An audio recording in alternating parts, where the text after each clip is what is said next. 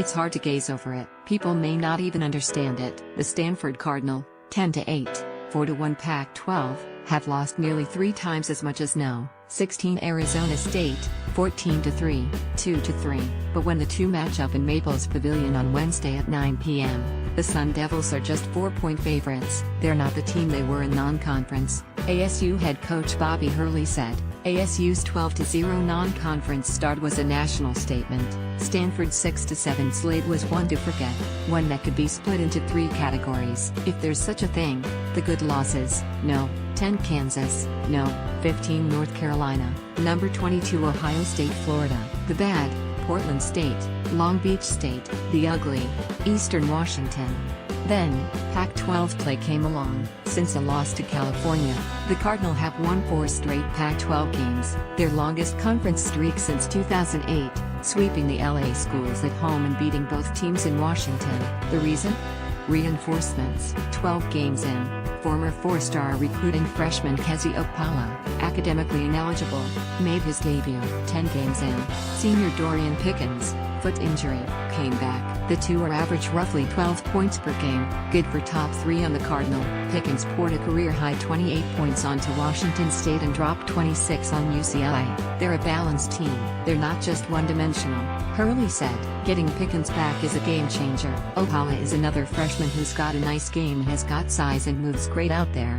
But that's not where it ends. Freshman Dajon Davis, who Hurley said has changed their dynamics at point guard, is coming off 2 15-point or better performances, including a double-double, that won him Pac-12 Player of the Week.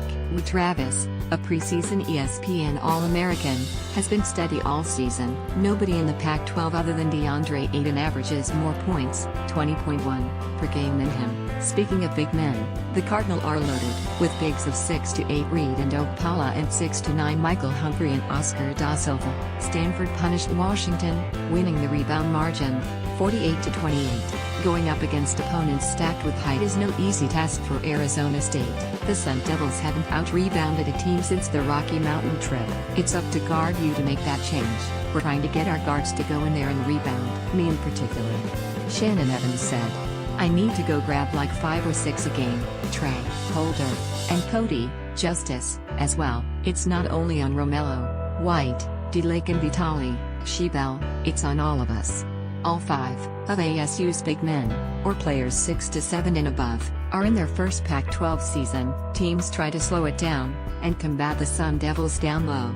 Here's Hurley's plan to erase that. We have to keep pressuring the ball. We've got to get stops. If teams are going deep in the clock, then we've got to shut them out and then we've got to rebound, Hurley said. If we get the stops, then we can get out in the open court and make plays early before. We have to go against a set defense.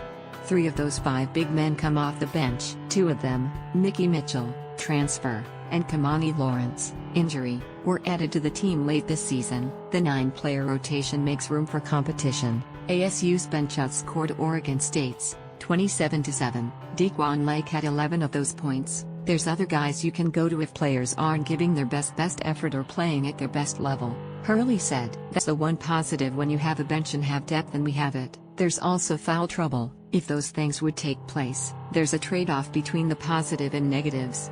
Arizona State hasn't lost to Stanford in its last 4 meetings. With that said, the Cardinal are 9-2 against the Sun Devils at home since 2006. Follow Josiah Destin on Twitter @DestinSports.